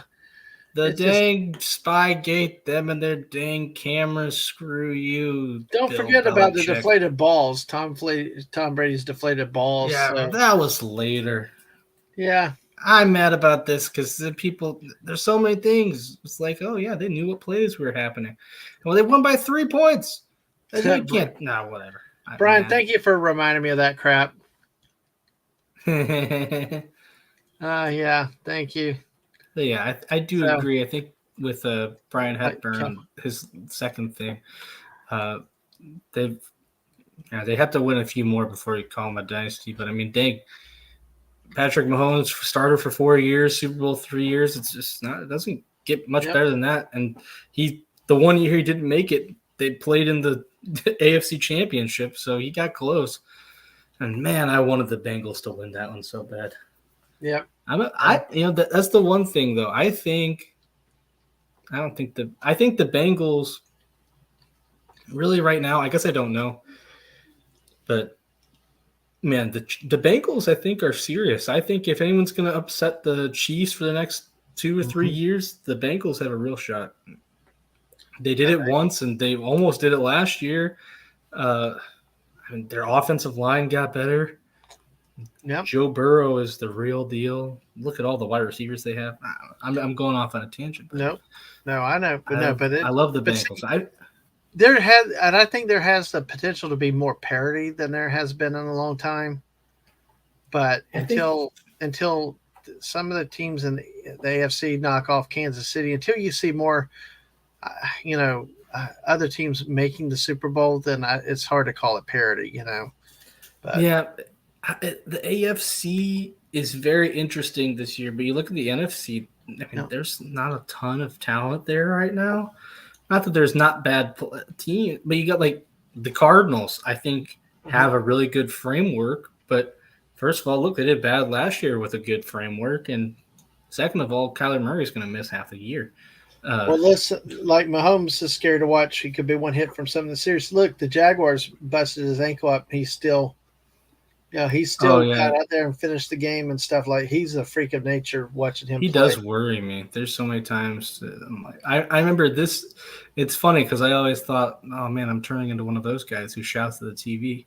He was running, he was juking people out. He already had the first down, and he already got taken out for like one, a couple plays with a hurt ankle, and I'm just shouting at the TV, slide, slide, slide. So I'm Yes. like, oh, this guy's going to get destroyed. I don't want to see that. I want him to stay up. Be Yeah. careful, man. I gotcha. I gotcha. uh, Well, but I don't well, know. I think AFC has a lot of good teams and a lot of mhm, teams that in theory could compete. But if you ask me who's yeah, going to win the Super Bowl, I'd tell you it's either the Chiefs or the Bengals. Like I know there you got the yeah, other teams. The Jets are big, but hey, they're the Jets. I'll believe it when I see it. yeah. Uh, The but you've Cowboys are got always the Cowboys, so yeah, and it's you've got everyone's been talking about the Bills. They were the favorite last year. But mhm. look, the Bills just they haven't been able to get over the hump. They got a good team, but they just consistently when it comes down to them and the other top teams they need to beat, they just don't do it. And at this point, I mean, who are they going to add? They don't have any more up to go, I don't think. But yeah. Yep, I got you. Well, let's get back to one last thing, and we'll put a bow on the XFL this season. How about that? All right. All right. So, look, as you know, The Rock owns the league, and Danny Garcia. Uh, Basically, they had a little recap of the league. 2001, the league folded within weeks after the season ended. 2020, it suspended play because of that thing and entered bankruptcy. And in 2023, came in with new ownership. 2020 was Vince McMahon, and now it's 2023 with The Rock and Danny Garcia. So they managed to play a 40-game regular season and two semifinal playoff games and had the championship game. So basically, you look at a lot of this stuff here. What the article goes on is talk about the games average 2 hours 49 minutes, which is 12 minutes shorter than NFL in 2022, and was in line with what the league wanted to do. As of midweek, 54 players had received invitations to try out at NFL camps this month, which was also Nice. they timed this league to try to make it advantageous for players to get invitations to spring camps. Now they have tons of work to do. They acknowledge in terms of attendance figures, it fell short of even 2020. So that's probably one thing that's the biggest threat to this is how can they get the attendance. They didn't expect to blow the roof off the place with incredible numbers. They see steady growth is what they want to see, and how it plays on TV and then play the long game. Uh, Basically, with economics, they're saying that they're laying the groundwork in 2023. League needed to be capitalized after it was purchased out of bankruptcy court for a measly $15 million. So uh, Mhm. the league averaged around 15,000 fans per game, 23% lower than 2020. Wow. No, 2020 was jumping. It was crazy. Like it Yeah. was, I mean, it was great in St. Louis, but it was great everywhere pretty much, except for the three teams that they moved. This year, it kind of was good in St. Louis, and then it ended up being good in DC. Though DC did it just, I think they only had an 18,500 capacity, Jeez. Yeah. which they've sold out a few Yeah. times, but when that's your cap, it's going to be harder. Yeah. Because I Well, think a lot of other teams averaged over 20,000. DC right. totally could have, I think, if they had a better stadium to play in. A 25% drop, though. That's a huge drop off in attendance. So, Mm-hmm. uh, the Battlehawks were connected with their raucous. Y'all are raucous. We've got Oh yeah, 20, we go 2020 wild. fans. I've heard that stadium averaged 35,000 per game. That's like when the Jacksonville had the Bulls from the USFL. Oh my gosh! But then the Vegas Vipers and Orlando averaged less than 9,000 per game because they were relocated Yeah, from 2020 sites. I feel like Vegas is gonna move. I don't know if Orlando is. Orlando can't support that team. Orlando won't support it. It's maybe they won't. I mean, they moved them from Tampa. Didn't do a great job last year. Orlando did a good job in the AAF, so I figured maybe they'd do it here. Vegas, I don't see why, especially the field they play. That's an awful field. They gotta get the team out of Vegas, move them to San Diego, put a team in San Diego, move the San Diego Vipers, San Diego Guardians. I don't care what you want to do. Put a damn team in San Diego. Look at what St. Louis did. You put a team in San Diego, you're gonna get the same result. I guarantee it. And Brian saying people think 2020 was a failure, but they wouldn't have folded without the lockdowns. Exactly. It's 100% that killed them. 2020 in their first, so we had the AAF which folded mid-season in 2019.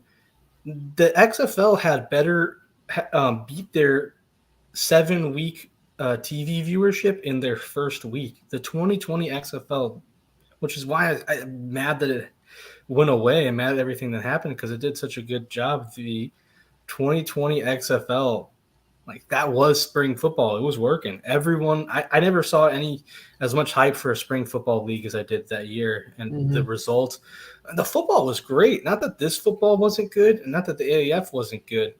It was just those games were mostly flashes of good.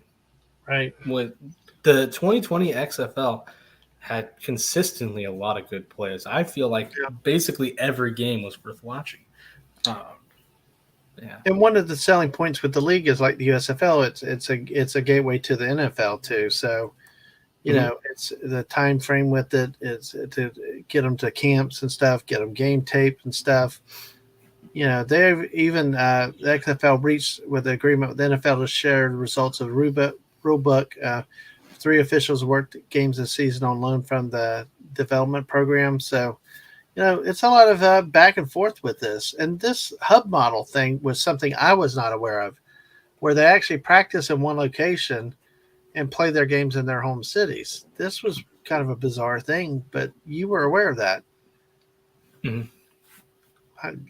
That just is kind of backwards because you usually think you practice where you play. So, you know, a lot of different things. And so that's pretty much the article looking back. They learned some lessons. Attendance was down. You know, how long will the league stay? I don't know. I mean, was it worth what you paid for it this year? I'd pay for it again, yeah. I hope it gets better. Yeah. It's a little, I don't know. It's tough to say just because, there's always a big part of me who is I only got to see 2 games in 2020 because of, well, I got to see a lot of games on TV, only 2 games on and live. But I paid season ticket price for there, and man, that was definitely worth the price of admission. First of all, it was $50 cheaper for the season tickets, but that league was just awesome. I was so hyped. The way they did everything. So Vince McMahon had more money than this league. Just the fan experience. They interviewed players. They interview players here, but they only interview them for TV. In this, they interview players live in the stadium. Wow. That was hyped up. They had a whole poster said, "Hey, thank you to all the fans," and had a list of all the season ticket holders. You got a rally towel every game. It was only 2, but still. This time they didn't have any of the interviews. They didn't have they put the towels out for the first game, and they didn't have enough. We got there an hour early, and they were all out. Thankfully, someone else gave us one. And it's just there's things that you can tell were cheaper, and at the same time, like I still had a fun time. I'd still like to see it come back, and so I'm interested to see what they'll do in a follow-up season. But yeah, I think in the end, if they come back and they don't do something really stupid, I'll buy tickets again. But the big thing for me is 2020 was just a better year. The better fan experience, better product on the field. And that makes me a little nervous that I want to say, hey, I want to, I want to come back. I want to support, but I want it to be like 2020, not like 2023. All right. Well, that does it for the XFL. Hey, let's see what happens. Let's see if they'll come back next year. Yeah. Oh, but did you want, while it came up, I'd say Oh, 11 players have already signed contracts. We talked about the 54 players who got yeah, invited to the team. Well, right. there's some guys that already signed contracts. And you want to, if I go through them, Yeah, go ahead because I see Bowsette. Yeah, Bowsette, I got your article from a couple weeks ago. I want to go over what next thing. So thanks for being here.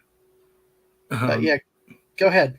but there's some guys. I'll list off some names. You're probably not going to know all of them, but you might know some of them, and I know some of them. C.J. Brewer, defensive line for Houston, signed with Tampa Bay. Um, Lucas Dennis, safety for St. Louis, signed with Atlanta. That's a solid signing, in my opinion. I don't know if he's going to really stick, but we'll see. Here's a big one. Ben DiNucci, quarterback for Seattle, signed with Denver Broncos. So he's going to Yep, be the I saw backup. that. And I want to look up. I'm going to look this up real quick because I just want to see. Because I mean, the players invited to camp. They might not make it, but DiNucci he's signed. It's set. He is currently. They have 4 quarterbacks on the roster, so it'll be interesting to see how that works exactly because teams don't really carry 4 quarterbacks. But he could end up on the practice squad, or they signed Jared Stidham. He's probably going to be there. But The Auburn quarterback. yeah, the started out as Baylor. Just saying, but Oh my God, Jared Stidham. Okay, sorry. but he's going to be there. They signed him early, so they're probably going to keep him. But there's a guy. The third guy is Jarrett Guarantano. I don't know who he is. I Oh, think he. Tennessee, the former Tennessee quarterback. I Oh, always called him Guantanamo Bay. it But does remind me of it. actually, the sad thing with him is he was a good kid. He just had a shit talent around him, shit coaches up there in Tennessee, and he tried his best, and everybody got on his ass. So he really was in a bad situation, and good to see the kid get a chance, and Well, this is his second year on the roster, but I yeah, feel like Ben DiNucci could definitely beat him out for the job. I don't know if Denver wants to carry 2 or 3 quarterbacks, but if they carry 3, DiNucci's got a fighting chance there. hey, there you go. You never That's the know. biggest thing there. Yeah, Austin Fauliu, I don't know how to say it. Defensive lineman for Seattle. He signed with Seattle. He was, I don't know much about him, but he was an all XFL team guy. I don't know much about these next 2 guys either. Jack Heflin, defensive line for Houston, signed with New Orleans. He was also a all XFL guy. Antoine Jackson, defensive line for Seattle, signed with Carolina. Don't know that guy.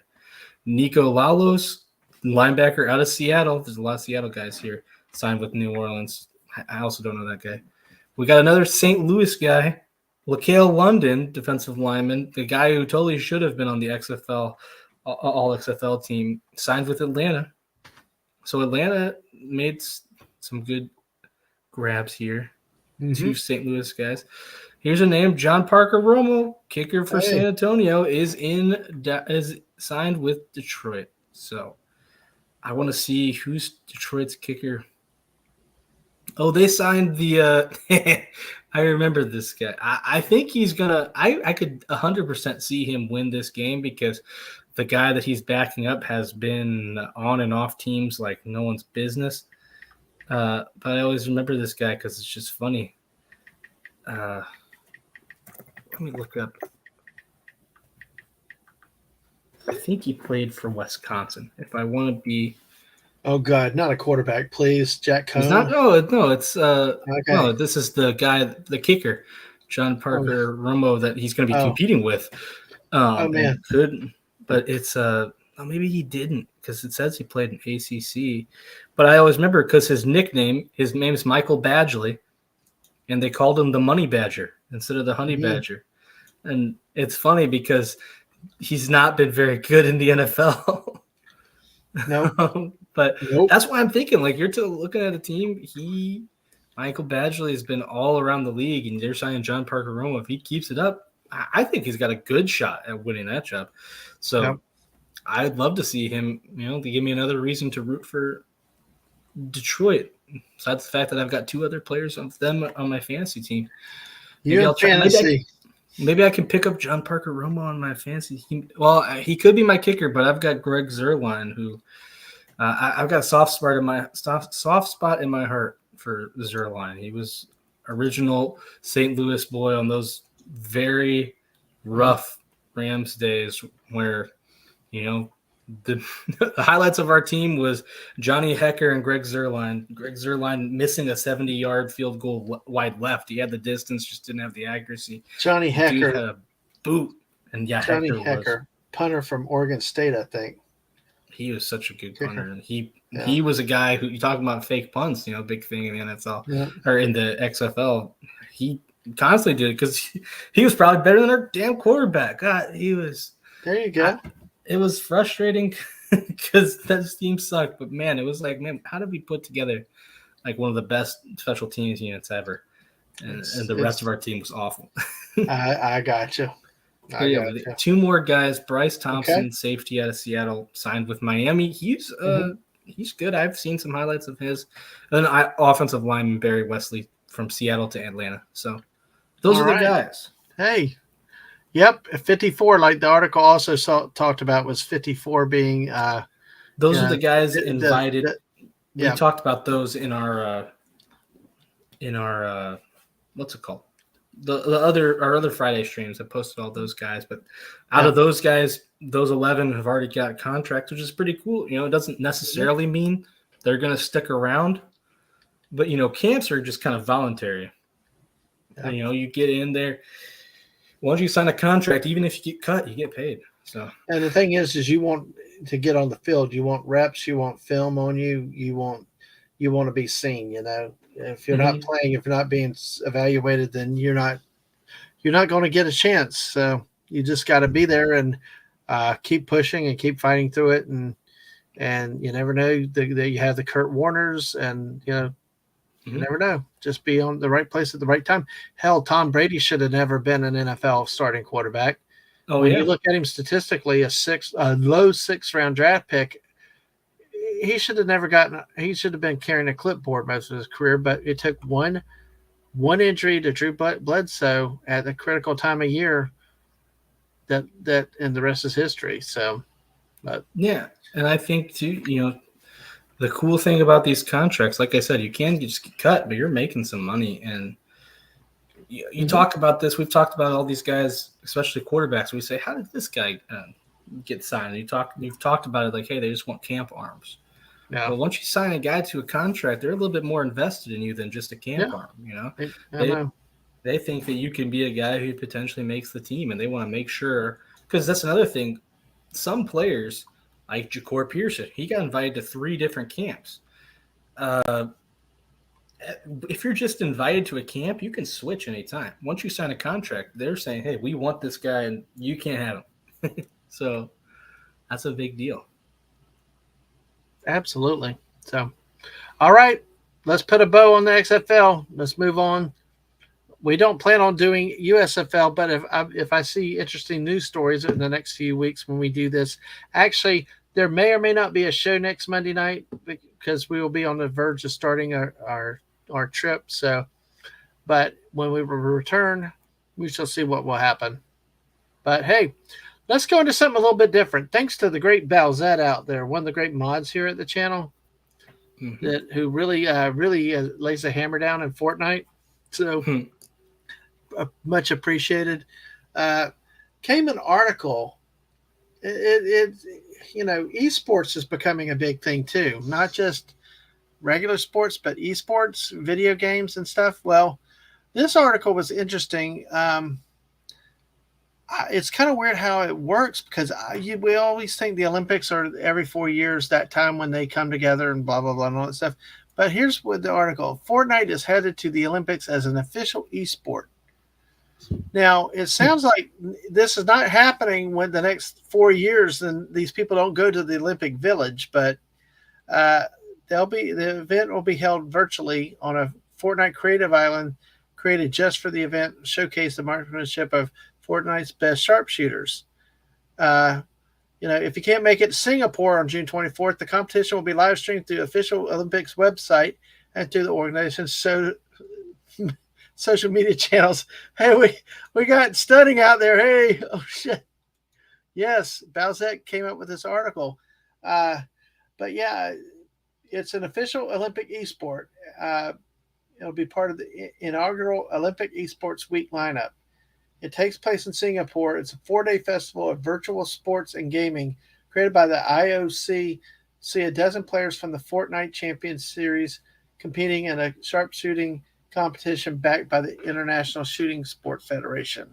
So see, this is really interesting, and see, we've got different things as what are sports, and when Balzette shared this article, the first thing is like, it's not sports, but the point when it's recognized by the International Olympic Committee, yeah, it is a sport, and I appreciate Balzette sharing this article because, this is the type of news stories I'd like for this type of show, is some of these interesting shows that are stories that are a little bit different here and stuff. And it's really, really a cool story.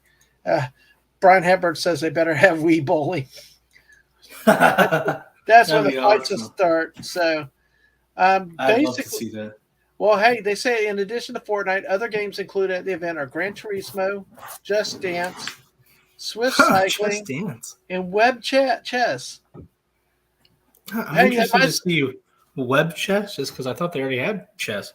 It's not web chess, but chess is the same wherever you play it. Well, they might as well have Wii Sports in it, because they're also digital takes on archery, baseball, sailing, taekwondo, and tennis. It's a part of an initiative to broaden the appeal of the long-running sporting body by connecting with gaming and esports communities across the world. So, they are trying to expand the reach of the IOC, And that seems like, because honestly, how many people? I mean, old farts like me, we like curling, or there's some of those other sports in the winter, and then you got your javelin and decathlon in the summers. But do younger people really, really watch stuff like that? Megatron says he's the bowling champion in his house. I'll tell you what. Now, it's something that I saw, and I think I should enter. They're talking about tennis. I thought they said. Me in Wii tennis, undefeated. I cannot be beat. I'm the champion, so I think I could make the Olympics in Wii tennis, guaranteed. There you go. Hey, share this story out, folks. We're all Olympic athletes now, so yeah. If there's any kids out there still living with your parents, and they say, hey, get out the game, you're just trying to rot your brain, just tell them, but Mom, I'm training for the Olympics. There you go. Exactly. So the last couple of years have seen a concerted effort by the IOC to connect with gamers, starting with the Olympic Virtual Series in 2021. We probably won't see anyone competing for an Olympic gold medal in Fortnite. That's on par with more physical sports seen in a regular Olympic event. Fortnite is easily the biggest game to feature in the Olympics and can potentially expand the reach of the IOC's esports series. So, and that's a weird thing that I'm thinking of, just because. Talk about a championship tournament that's going to smell bad. People would be worse than going to a convention. Absolutely. Oh, wow. I say curling. Y'all actually did curling? Wow. I mean, I've never been on ice before like that, but that's weird. I mean, it's not weird. I like watching it. The Miss and I like watching it, but it just, I can't imagine. I just don't understand the physics of it. And then sweeping to stop them or curves, it's crazy. So, but yeah, like Balzette said, it probably will smell bad. So, yeah, Stunning's teabagging will be on TV. Damn straight. You can't have Fortnite without Stunning and teabagging. And we talk about having those potty chairs so you don't have to go anywhere.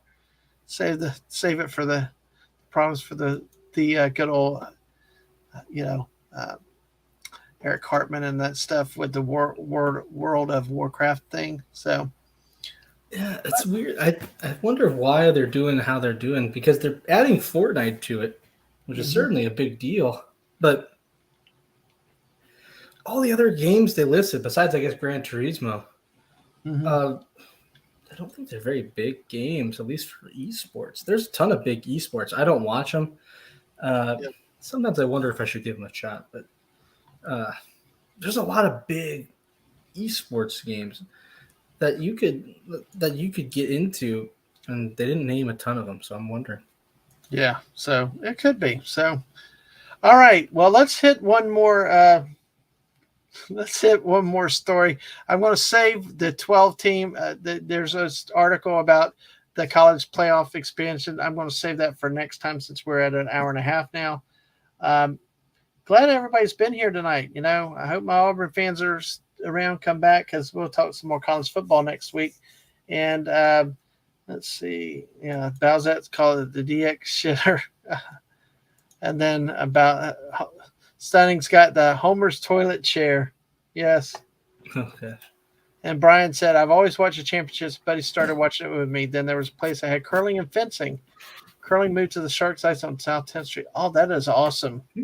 We have ice arenas down here, even in Florida, where they actually have club hockey teams and stuff like that. So that would be neat to be on the ice once just to try that, to do something different. So, all right, we're going to wind up with something that I promised and teased. It's the women's NCAA college fast pitch softball tournament is now in session. The field is set. 30. Let's see. It's like 64 teams, like that March Madness. When you got dang. Yeah, you got 16 seeds in the first round. Each of the 16 seeds host a pod with 4 teams total in it. So then they advance to the next round, and then they realign the matchups.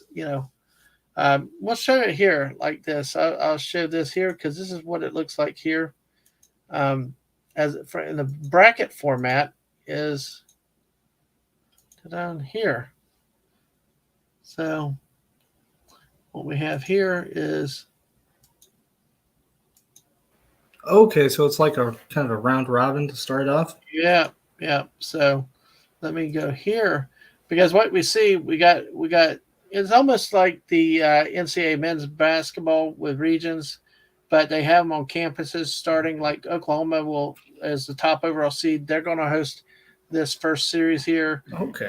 And they play 2 out of 3 a double elimination tournaments through all these. So, so they seed it similar to basketball, but you see here the 1 and 16 will come out of the same branch. Now, if the 16 seed gets upset, well, they don't reseed it. They just move forward. Oh my gosh. How's that? DX Shitter now with bidet functionality for 4 easy payments of $10,000 interest today. Oh, dear God. No, that's a little too expensive. So then you see 8 and 9, Stanford, Duke, like you normally would see, 5-12, like we see in the NCAA's 13-4. It's very 2-15, which is really interesting. And I'm going to talk about this 2 versus 15 real quick because we're going to see this. The last game, there was a summit. There was one other game because of rain in South Dakota that caused a delay. But the last game should have been the Pac-12 championship between Utah and UCLA. That was a hell of a matchup. Utah fought back, took a 1-run lead, and then a girl from Tucson, Arizona. The tournament was in Tucson, Arizona. She batted barely over 200 all year. No home runs. Jacked out a 2-run slam right to center field to put them up three runs, and to watch Utah win the first ever Pac-12 championship was very stunning to see. They beat UCLA, who was 52-5. And brave. Yeah, stunning and brave. Yeah, there you go. Absolutely. So this is how they seed it in here. What we're going to talk about here, I'm going to go to a different bracket, right? A different graphic here to show them. Okay, the Norman Regional, because they name each of the regionals based on the host city. Norman, Oklahoma, since that's where University of Oklahoma. Who would want to go to a place like that? Oh. Well, I had a choice, and I chose Oklahoma if I ever got picked for something work related. So it was Why either would that you or do that to yourself? Well, the choice was New Jersey. I'd go anywhere over. I guess New Jersey's pretty bad, but Yeah, I'd like. I hate Oklahoma and everything Yeah. about it. So All right. Well, I've never been there. I'd like to go to Oklahoma. I'd like to go to Texas. So, listen, but I just don't want to meet any Sooner fans in person. Last time I met a Sooner fan, I threw something at him. That's all I'm saying. hmm. Well, I'm going to be in I Baton don't Rouge. regret it. Okay, there you go. Embrace it. I'm going to be in Baton Rouge soon, and I do not want to wear my Florida Gator shirt. So, Why not? It'd be fun for me.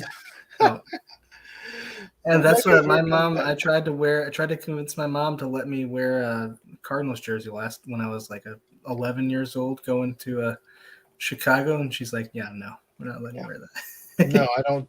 Don't blame her. Don't blame her. Don't want to get. Chicago's already dangerous enough already, but Yeah, look, it was a smart thing to do, but if I had to travel there alone, I might do it again. well, I It'd be wonder fun. if Jess is still lurking. I'm like curious to see what she'd think about that. Oh, Cardinal fan come to town like that. So, I uh, would. I'd embrace it. If I ever go, I would. I do want to go to Chicago one day for a Cardinals game, all right. just so I can come to the stands and I could be that one annoying guy who everyone's mad that stuff's happening. And I said there, yeah. Gosh, Whoop! I learned things about you all the time. I never pictured you as one of those guys. So, hey, Look, normally I wouldn't be that guy, yeah, but when we're talking about the Cubs here, this is the yeah, biggest rival, probably the second biggest rivalry in baseball. The only one bigger one is Yankees and Red Sox.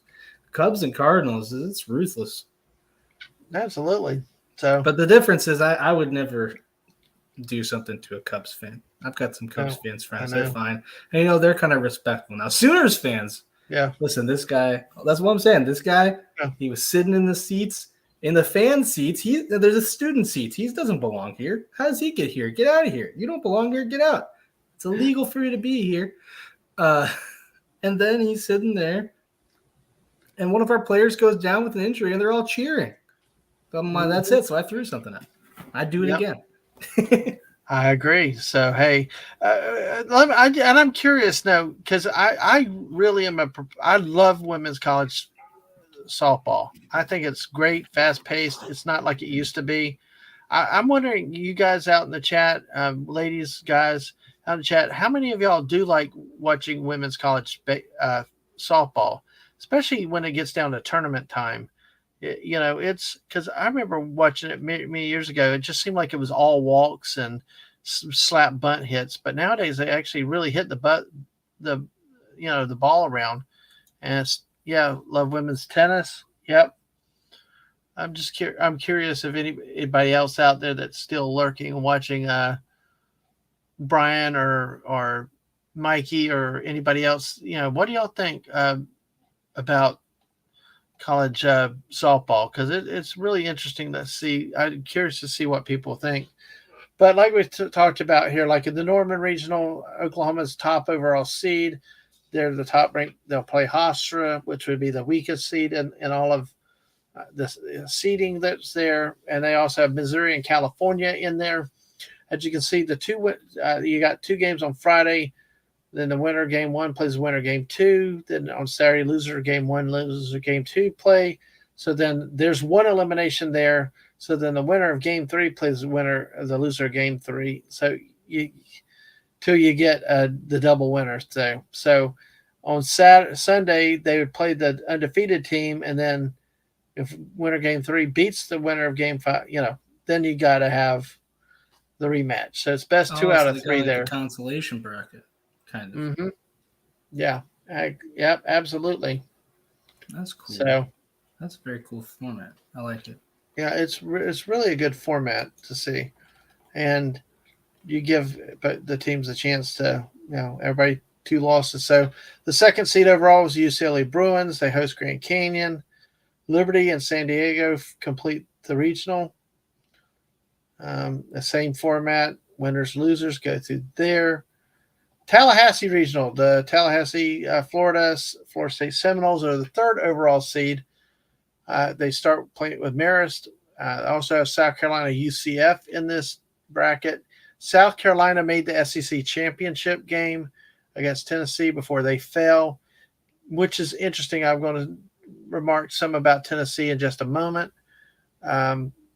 Very odd thing to happen in the SEC tournament for the Tennessee women. Well, let's go ahead. The next one is Knoxville region. The Lady Vols are the 4th seed overall out of Knoxville, starting with Northern Kentucky. Indiana and Louisville play the first game in that regional. What was interesting with the Tennessee Volunteers, at one point in up until the championship game, and it was the first runs of the championship game also, all of their runs for the Vols had scored in the SEC tournament had been with 2 outs. And if you know your baseball, if you know your even in softball, getting those runs with 2 outs is a killer to the defense. The fact that you get all of them that too. Yes, I mean they beat Florida. Every run was scored with 2 outs. The next game they won, everything was 2 outs, and even the first scores in the championship game against South Carolina were with 2 outs. So that's wild, and that's backbreaking anytime. But if that's all you're able to, you do it every time. That's crazy. Yep. And Brian would have expected that. And Brian says fast pitch can be fun, but it's not something I watch regularly. Too much high school and senior league baseball games I have to watch in person. LOL. So hey, yep, absolutely. So, I know. So Mikey, if you're still around, I'm curious to see what you think about this. Too. So we got 5th seeded is Alabama in the Tuscaloosa region. You got Central Arkansas, Middle Tennessee started off. Long Island plays Alabama. Oh my God, this looks like an easy walk away for Alabama. And this regional. And Stillwater out in Oklahoma. UMBC, Maryland, Baltimore County, known for beating number 1. The first number 16 seed to be the number 1 seed in men's college basketball. You love to see it. Plays Oklahoma State and then Wichita State and Nebraska. That's really kind of a weird. This is like one of the California ones we're going to see. It's kind of crazy how they got all these in this one little area and then stick a team from Maryland in the middle of it. So that is a little odd, but I guess that's how kind of a lot of it goes. Once you kind of run out of teams, because I guess UMBC is probably one of those last ones in, if they're playing the seeded team first. So you've kind of got, hey, they have this regional, and you're like, well, you want to pick the most deserving team, so you don't want to pick a less deserving team from the region. So you put this is close enough. Absolutely, because it's really, really interesting to see how they've done some of these. Some of these, there's some geographical alignments, and others, it's like they just no rhyme or reason how they've done it. But let's see. I guess that's kind of how it's gone lately. Yeah. This. See the Seattle Regional. I mean, you got Northern Colorado, McNeese, which is I think in Tennessee or Kentucky, Minnesota. McNeese is Washington. It is in Louisiana. Sorry. Oh yeah, no, you're right, Louisiana. Okay. That's even worse. Yeah, it's even worse. Yeah, so I mean, this one's all spread out here. But then you look at the Durham region, Duke. You got George Mason, which is up in Virginia, Charlotte, which is North Carolina, Campbell's in North Carolina. There is something of a geographical togetherness that's there. Try it on some of them, I guess. I don't know. So, I mean, most of these top seeds should win with these. Now, see, this is one that could be a little bit different. You got Florida and Loyola Marymount, Long Beach State, Stanford. Florida has had a history of great performances in the College World Series, but this is definitely a Florida team that is down badly. But you've got these California teams, all 3 California teams, and you stick a team from Florida over there. It's just kind of bizarre how that works. So it's an interesting choice. Yeah, just interesting how they do that. So then you got the Baton Rouge Louisiana, Omaha, Prairie View, and LSU. That should be pretty much an LSU walkaway. I Who's think who's Louisiana? Because there's so many Louisiana schools. that should be. I think Louisiana is known as Louisiana Lafayette though now. Okay, because I thought there was Louisiana Lafayette and there's Louisiana Monroe. That's what I didn't know. Yeah, The Raging Cajuns. I think that in this case, when you see Louisiana, it's Louisiana Lafayette. It's I think where Napier came from. So, uh, Okay. so yeah, I believe it. Yeah, I believe it's defaults to Louisiana Lafayette. I don't know whether they call it ULL, but Yeah, that's what I was figuring. it Wow, just might makes as it well. more difficult for us again. So let's Can't let see. us get away with it easy, huh? Absolutely. So, all right, we got. Let's see where we go. We go here. Fayetteville Regional. Now, Fayetteville hosted the SEC championship this last weekend, so it was interesting to see. But Arkansas got eliminated at home. This could be a tougher bracket. You got Notre Dame and Oregon there. Harvard plays Arkansas, which is the 11th seed. So, they could be a little bit more uh, of a challenge there. And Brian's pulling for Stanford. Hey, Oh, there you go. all right. I'll stick with the Gators, but, I don't have a lot of hope for them this year. So, y'all got any teams out there that y'all like to cheer for? Please feel free to say it in the chat. It's cool. Uh, then the Evanston Regional. Hey, Northwestern's the home seed, 12th seed. Illinois, Eastern Illinois, they take on them at 3:30. The second game, while Miami of Ohio and Kentucky play the first game. So, and again, the same formats: 3 games on Saturday, 1 game on Sunday, possibly 2, if they have to deal with the second loss. Austin Regional. I know you love this. Would you go to Austin for Texas? Seton Hall in Texas, the 13th seed play in the first game. Texas State and Texas A&M. See, that's all three. You got this geographical tightness there, and then you got a team out of the Northeast coming down. So Yeah. it's crazy. We got the Athens Regional. University of Georgia's 14th seed. Boston, Virginia Tech starts it off. North Carolina Central and Georgia there, so probably an easy Georgia route. Salt Lake here's Utah. Ole Miss versus Baylor. Southern Oh, Illinois. there you are. Yeah, your Bears are there. And Southern Illinois versus Utah. So I tell you what, Utah was very impressive the way they beat UCLA the other night. They really fought through some adversity. They lost 2 of their starters during the game to injuries. One lady got hit in the face with a ball, and they had taken her for X-rays and stuff like that. Yeah, she had ice on her face. It was a bad injury, and they actually lost 2 players in the game.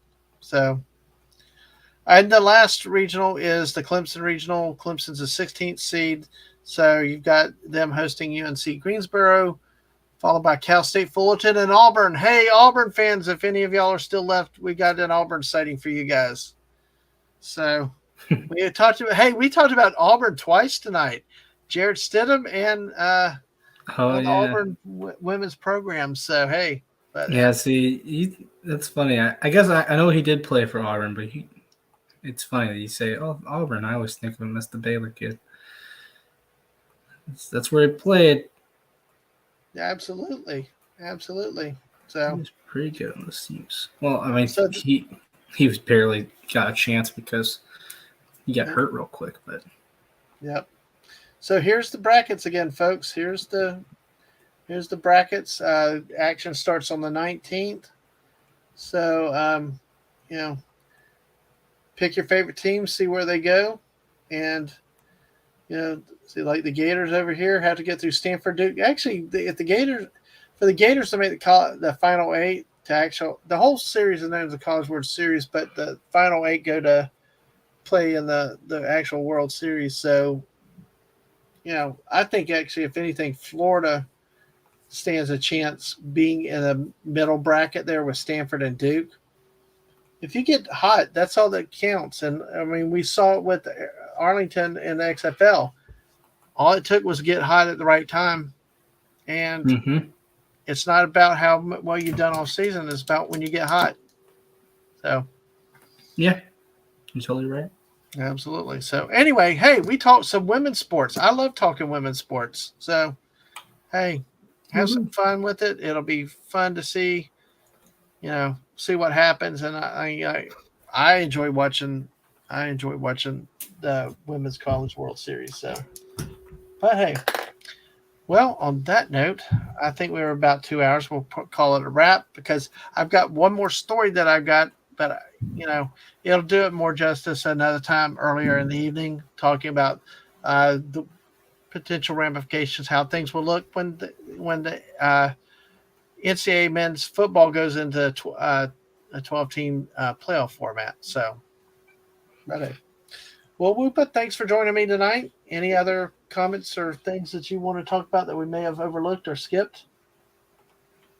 Uh, no, sorry. Hold on. I'm trying to get something up real quick, if I can. Nothing more about sports, at least. That works. So I want to take a look at something. I need to pull a few things up. So here we go. Let's see. Oh, shoot. I did not have something. I I did not have something up I needed to have up. So, Oh, did you have the banner not up? hmm? Did you not have the banner up? No, no. The banner's up downstairs. No, I just hey, Balzette, welcome. Thank you for being here, Balzette. Yeah, go have fun modding. You're a mod that's everywhere now. Hey, thank you. Thank you for being here. Thanks again for that article. So, oh, wow, Whoopa.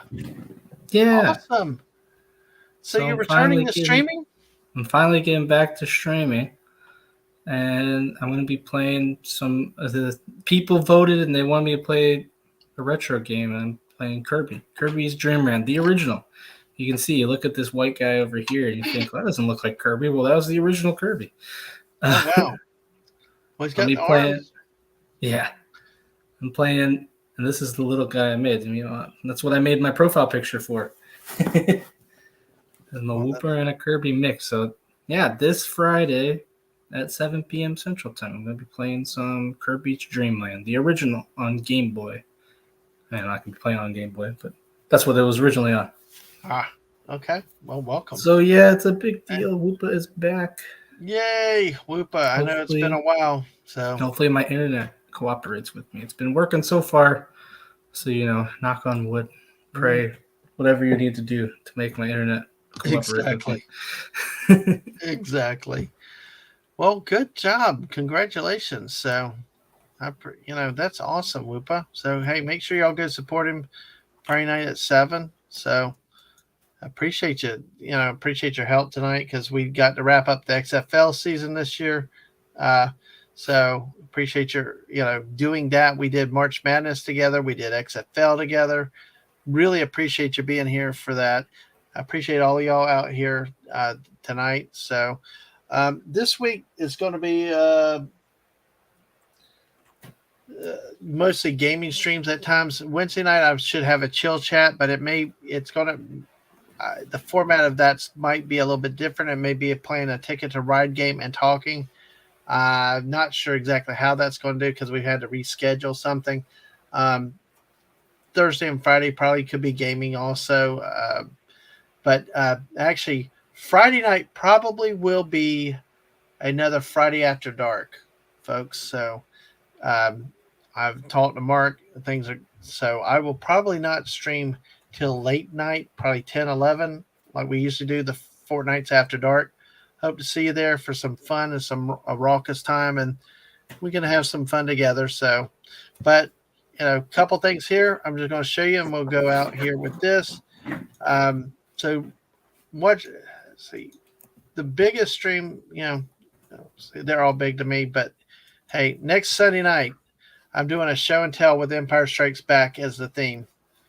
I'm going to show some of the toys that I have from the Empire Strikes Back, but we're going to talk. I've got a few people coming on to talk about the movie itself, Empire Strikes Back. Sunday will mark 43 years anniversary of the release of this classic movie in the theaters. So we're going to do that, and have some fun. And might be the last stream before vacation, but hey, we're gonna give it our all, have some fun with the Empire, talk about some of our memories from that movie, and have a lot of fun. So, and the other thing I would say is, here's the you know our live streams and our videos are all on YouTube.com and Twitch.tv at Dadman Walking 55. And thank you for for everybody that's followed. Make sure you follow us on Twitch, subscribe, like us on the on the YouTube side. We're 6 away from hitting 250. Be cool to get 250 before we go on vacation. But you know what? What's important is all of you guys that come in, spend the time, lurk, chat, and we talk sports and everything else. And thank you for everything, and thank you for hanging in the Fortnite streams too. But as always, the way to keep up with me the most is on Twitter. Follow me on Twitter at DadmanWalking55. Let me know, and that's where you'll see when I go live and do some impromptu streams and other things. So, all right. Well, Whoopa, thank you again for being here tonight. You have a wonderful night, Whoopa. Everybody in the chat. You have a wonderful night as well. I will try to. And y'all all, great to see y'all again. Thank you, friends, for being here. Y'all have a great night, and we will see you next time. Bye, all.